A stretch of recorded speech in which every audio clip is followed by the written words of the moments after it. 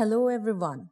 Ross Video powers video productions with visual stories that broadcasters can use to increase productivity and reduce cost in live production environment. As market dynamics evolve and change, Ross Videos has upped its game to offer real-time motion graphics, production switchers, robotic cameras, augmented reality, virtual studios, and so much more. I'm Sarah Rizvi, here to discuss Ross Video's successes in the region, plans for 2021 and beyond. And today we have with us in our studio Deepraj Sandhar, Regional Manager of Ross Video. Thank you for joining us today, Deepraj. Thank you. So, Deepraj, can you first tell our viewers about your operations in the Middle East and detailing the on-ground presence that you have today? Yeah. So we've been selling to the Middle East for many years. However, since 2017, we decided to put more focus on the region. So previous to 2017, we didn't have a team resident here in the Middle East, and it's very important to support customers locally in terms of technical support and working Sunday through to Thursday, for example. So since 2017, we started to have a residency here. Moving forward from 2017 to 2021, we are now 3. So we have a senior solutions architect, a technical manager, myself, who's managing sales as well. And that has already seen a benefit. Since 2017 to 2021, we've seen over 150% growth. So our operations are in line with our plans for the region, which is growing and addressing those customer needs at the same time. Deeps, tell me about your project last year, the Grand Mosque in Sharjah. It is the UAE's second largest mosque and one of the region's most anticipated building projects. Can you take our viewers through the project, the implementation, Ross's involvement there, and what are your plans for houses of worship in the region? Yeah, as we're seeing, video production for all different levels needs to be quite high. So, whether it's a TV studio, a news studio, esports, or a religious house, then they're asking for high production solutions. So we worked with our partner, Broadcast Solutions, to install a state-of-the-art video production system, multiple cameras, large production switches to enable them to have a full production during Friday prayers and other large events like Ramadan as well. And that's increasing. The next one will be probably in Oman, in Muscat will be the next mosque project as well. And that's in line with where we're seeing this corporate market and this religious market increase, asking for higher end production solutions because their viewers are also asking for it at the same time as well. Okay. Now, going towards talking about events and conventions and trade shows, they are a great way to network and meet your customers, your partners, and industry leaders, getting to know what everyone is doing around the industry, what are the advancements. Now, last year, everything went remote. Now, in fact, CabSat hosted its first ever virtual event last year. Now, what were your takeaways from last year's event? And do you think that remote events are probably going to become more mainstream going forward? Yeah, it was an interesting time last year, right? From the pandemic starting in around about February, and now here we are a year later, it's still ongoing. So I think in general, virtual events had to happen. So we saw after February, which was leading up to NAB 2020, then we had our live events, which was virtual, called Ross Live. So the demand for remote events was high then, and also the engagement was high as well. People were trying to understand technology and seeing what was going on in the industry. So we saw good feedback from that. I think naturally, as the calendar progressed, people were becoming more and more saturated and too much information was coming through. So we saw that, with CabSat, it was very well organized. But I think from the engagement we saw with customers and end users, I think they'd seen so much content during the summer from different vendors and different events. I think the CabSat was a tough timing for it to be successful, although we did make some good connections from CabSat as well. I think leading through to the next CabSat, which will probably be in person, I think the demand is there for people to have larger events and see people directly. Ourselves, in terms of private events and remote demos and virtual demos, we've seen incredible success in those areas as well. So I think in terms of main events, I don't know whether that will be a large push and that will continue. But the way we are engaging customers remotely and via online demos, our standard of demos and quality has increased from feedback and understanding, we can't go and see them. So we have to figure out new ways of doing it. So if there's a need for a remote event, it can be done. But I think, leading up to these big trade shows, IBCs, NABs, CAPSATs, people are always asking 2-3 years ago, do you need trade shows? And I think the answer is definitely yes. You need that engagement. You need to sit down, have a coffee with a customer to really understand what they're talking about. And also, you always gather more information when you're sitting and talking than you are when you're on Skype or Teams or anything like that. So it will continue, but I don't think it will be the preferred choice of talking to customers for sure. Deeps, over the last year, we've seen a change in demand in general, and which has led to for the industry to actually innovate or find new ways of doing the same thing, new ways of reaching out to customers or delivering a product or solution. Now, talking about production outside of the traditional studio, last year the demand for remote production escalated. When it comes to delivering end-to-end broadcast, can you tell us about how remote production has evolved, and especially how Ross Video has leveraged the power of cloud to make remote production possible? Yeah, I mean, we saw incredibly the demand for remote production happen. In North America specifically, we were talking to a few customers straight away. The issue we always saw was that productions are still happening. The studios are still operational. Yeah. Maybe less people are going into the studio, but they're still operational. But talent cannot travel to the studio. We were having customers using Teams, Zoom, or Skype.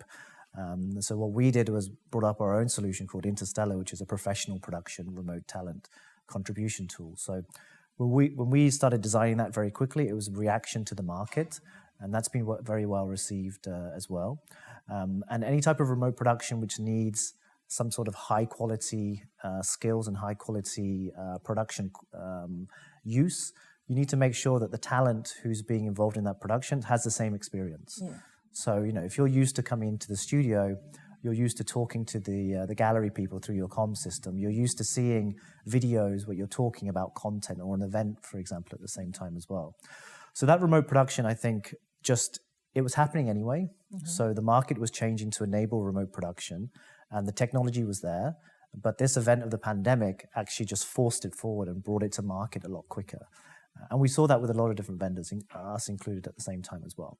And I think that's great, because probably we wouldn't have brought our product Interstellar to market until this year, for example. Mm-hmm. So it brought our development forward, it brought our demand forward, and we have customers who are using it and liking it at the same time as well. So remote production in terms of development, I think the pandemic was an advantage, mm-hmm. because it allowed us to bring these products forward and allows us to approach the market with smarter tools.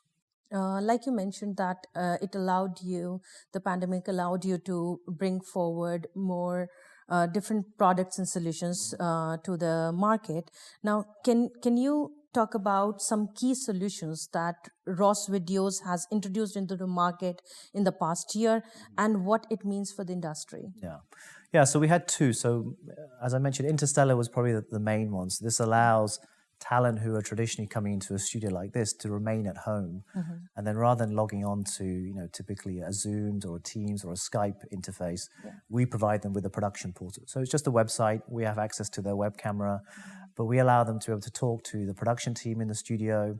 If they have multiple different talents, so maybe we're talking about a sports event and you're in Saudi and I'm in Doha and another person's in Dubai, all those people can collaborate together at the same time as well. So it's just like they're coming into the studio anyway. Mm-hmm. It's just that they're at home. Yeah. So this means that the production, in terms of how it was traditionally run, is the same. And the production quality is the same as well. Right. So normally when you're seeing remote production and it's for example, Skype, mm-hmm. it's usually one-way communication. There's not a lot of things where you can talk about in the person's ear about what to talk about or what's happening. If you're talking about a political event or a sports event, you can't really send a video to that person talking about the event, like a pre-recorded, something happened like in an area, for example. So that's also very hard as well. So our Interstellar tool was very good for enabling remote production. And then we've always been very strong in software-defined solutions.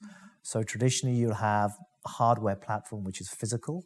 And then those hardware platforms have different devices. And then we introduced a product called Ultrix many years ago, which means that you can take a lot of these hardware devices and put them into a smaller hardware box. Mm-hmm. And a lot of those things you were doing now you can do in software. So it means it's a smaller footprint, it's a lower cost, and it's more efficient for the customer as well. So we've had a very powerful product called Ultrix, which is a router platform. And the benefit of that is traditionally you have a lot of hardware devices, which takes a lot of space, a lot of weight, consumes a lot of power, and is very costly. So we took a lot of these larger size format technologies and condensed them into one box. Okay. So it just means it's more efficient. Mm-hmm. A lot of things are done in software, which means it's easier to develop. And it's a low space saving, low cost saving at the same time. So customers love that. Much like in the studio, we used to have these large cameras with large lenses. Now we're down to these small DSLRs, and they give the same production quality. So also from that, we introduced recently in 2021 Ultrix Security, which is another part of the production chain. Mm-hmm. And then rather having this large device with large number of inputs and taking up all this room, we took our router platform and we developed Ultrix Security, which is a software-defined production engine. Again, giving you the same benefit. So giving you future-proof technology, easy to invest, lots of software features, which makes it easier to add licenses, and also gives customers the best idea of, I can invest in something now, and when I need something in the future, I can just enable it on the system via software without having to ship a license or ship a hardware device as well. So we want to give customers flexibility. We want to give customers ease of choice in terms of technology, and just make sure they're also getting the same production quality. There's no use giving them something and the production quality reduces, right? They know how to produce a program, they know how to produce a sports event, a news event. Mm-hmm. So whatever we're giving them, they have to be able to produce that the same at a high quality at the same time as well. So Interstellar for remote production has been the big one, and Ultrix Security for production switches. Yeah. Okay. So finally, Deeps, I would say, like you're saying that there's so many products and solutions that you've brought to market or you've enhanced them, the move to cloud, all of this calls for particular skill sets, right? Now, when we talk about new trends and innovations, the need for associated skills definitely emerges. And that is what we've seen all through last year. Now, what are those skills that are required and how is Ross Videos dealing with this? Is it skilling, or maybe hiring new talent? How are you going about it? There's definitely been a massive change. Mm-hmm. So traditionally, the changes in broadcast were moving to higher quality. So we had customers move from SD to HD, and now you see 4K, and you see these monitors coming out at the same time. Those changes were moving in the same type of physical equipment, the infrastructure. So the engineering skill set was the same. It was just a different cable that you plugged in, and it was the same workflow as such. But over the last 5 years, what we're trying to do, what the market is trying to do, is leverage IT networks. So enabling the cloud, enabling these video signals not to pass over bespoke video cables, to pass over IP over the network at the same time. So that change in the market in terms of demand for moving to IP has also changed the way vendors are approaching technology, and also changes the way skills are being developed at the same time as well. So you no longer need just a broadcast engineer. That person needs to be a broadcast engineer and an IT engineer at the same time as well.